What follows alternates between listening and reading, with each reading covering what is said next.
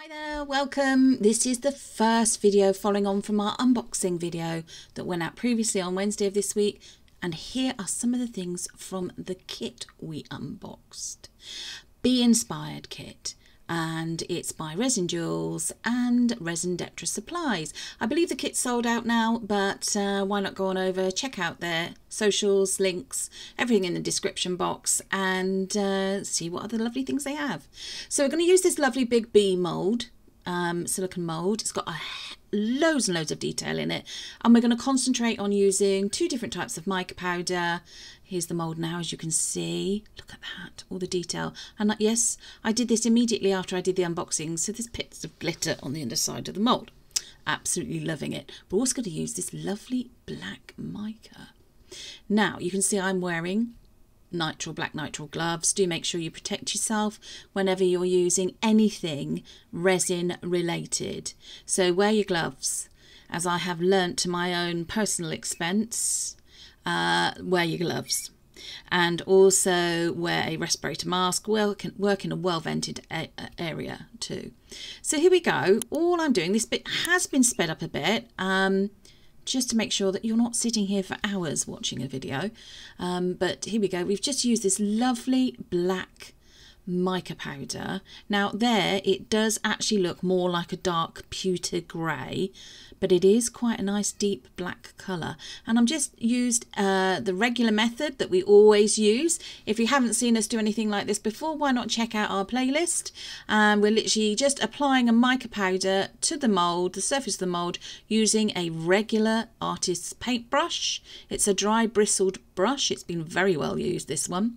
And just applying it to the area where we want it to pick out the detail. So I'm trying to emulate what you would see in a bee in the natural world. So it's got the lovely dark black, inky black stripes and beautiful deep sumptuous gold stripes on the tail part of its body. So look at that gold, stunning. Oh dear, I've already said the S word. But anyway, stunning. Again, those of you at counting, I think that's twice. Yeah, look at it. It's deep, beautiful, golden colour. Sumptuous, gorgeousness, and such a contrast against that black. There we are. I'm trying to be as careful as I can be with where I want the mica powder to go. But look at the way it's catching the light there, and it's a beautiful sheen. Now, I was having a bit of an issue here trying to get the mica powder to stay on the mould. Ooh, random bit of glitter. But that's because of the state of the brush I was using, not the mould or the mica powder.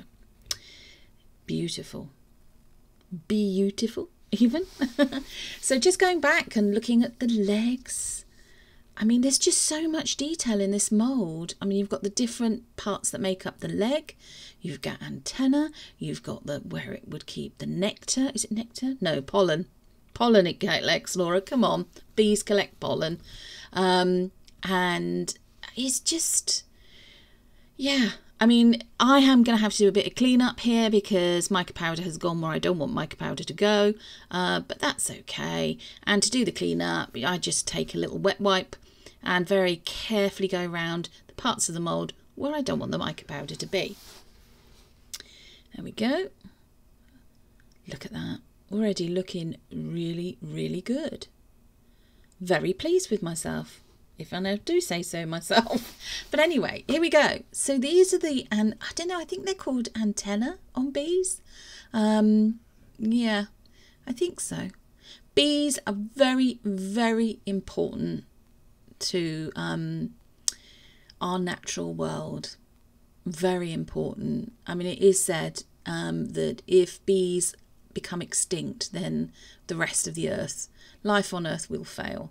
And, you know, wouldn't be surprised about that. But moving away from the slightly more negative side of things, let's look at this beautifully almost decadent glitter. And I am using this again with the brush. I have cleaned it before using it again to apply it No, it is a glitter, not a mica powder, but it's a mixture of sizes of glitter. You've got some bigger than the other.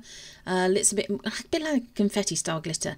But I'm hoping that what I'm going to do is going to create that glass-like crystal effect of the wings with a little touch of maybe fairy dust, I think. So, I mean, if you had fairies' wings, to make earrings or a wall decor piece perhaps, or just an interior decor piece for your home, why not use this particular glitter or one similar for the wings? I mean, I think the contrast against that black is amazing. Absolutely amazing. I am trying to use more words here, descriptive words, but I'm just in awe of what I can see and how this glitter is working with the mould, what it looks like, and just keeping my fingers crossed all the time that this is really going to work out well for the finished piece, and then it's going to look how I hope and I think it will look. So, almost done with the wings. There we are. Now then, look at that. So then all I did is look at the mould and think, right, okay, what bits don't have mica powder, and should I be putting glitter there as well? And I thought, what the heck? As I live along I live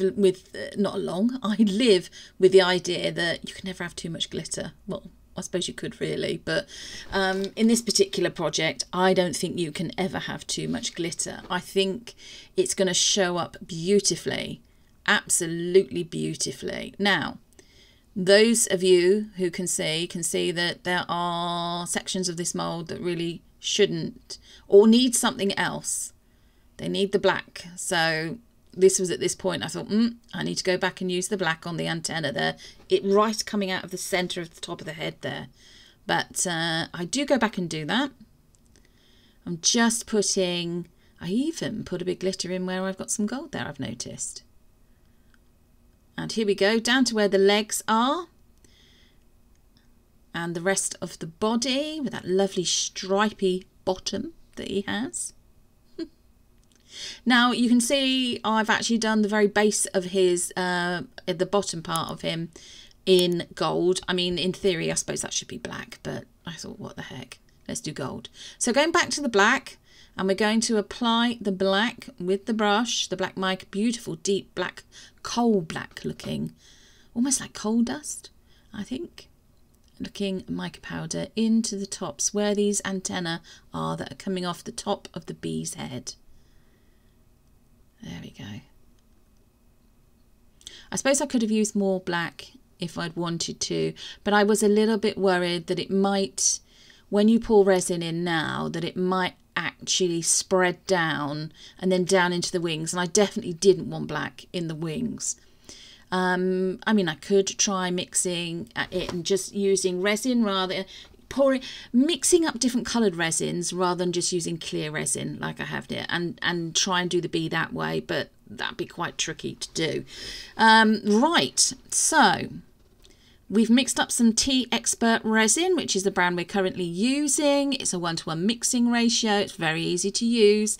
And as I said before, everything that we've used in this video will be in the description box with links, discount codes should we have any. As I said, I know this kit is sold out now, but Resin Jewels and Resin Dextra Supplies have lots and lots of other lovely things on their website that you might want to have a look at and purchase. So here we go. I have decanted some of the resin into this smaller silicone mixing cup, and I'm pouring it very carefully, although this has been sped up, into the top part of the bee. There we go. So just making sure everything is out of there, and then I've gone back to the rest of the resin, and I am pouring this on the wing, well, into the body first, and then straight out all around the wings, hoping that it doesn't push this glitter around too much, and that the glitter stays as near as it is to where it is at the beginning of this, if that makes sense. Does it make sense, Laura? Just so that it stays put and doesn't move around too much. There we go. That makes more sense. So hopefully you can see the sort of idea that I've gone for here. A little bit of artistic license, but trying to be as true to the natural world, or the bee in its own environment, as possible. There we go.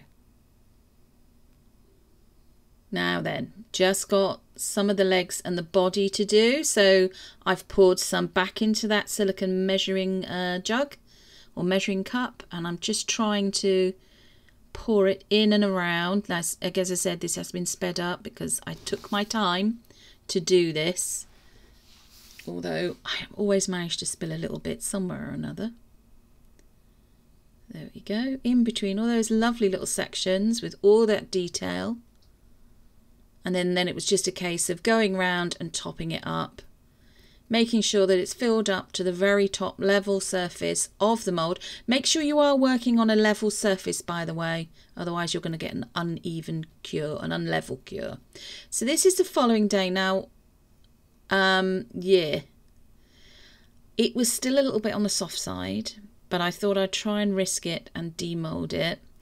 I then left it for another 12 hours, which you could have just done, left it in the mould, but I'm always too impatient to see how things look. And I was so excited about these wings because at this point it looked like everything had worked. So again, just keeping the fingers crossed in my head that it had worked. There we go. So yeah, he is still a bit bendable at the moment. So there we go, just carefully removing those sections of the mould for the tail. You can see how it's still a bit bendy there with the tail. This would look beautiful hanging from a chain in a window as a sun catcher. Stunning. Or as a wall decor piece, you know, or even just stood on a bookshelf. Perhaps surrounded by some other things that you have made yourself, maybe some beautiful monstera leaves or some flowers, or maybe with some butterflies. So this is what it looks like out of the mould. Now, this is not the right way round. You're going to see it in a moment. Here we go.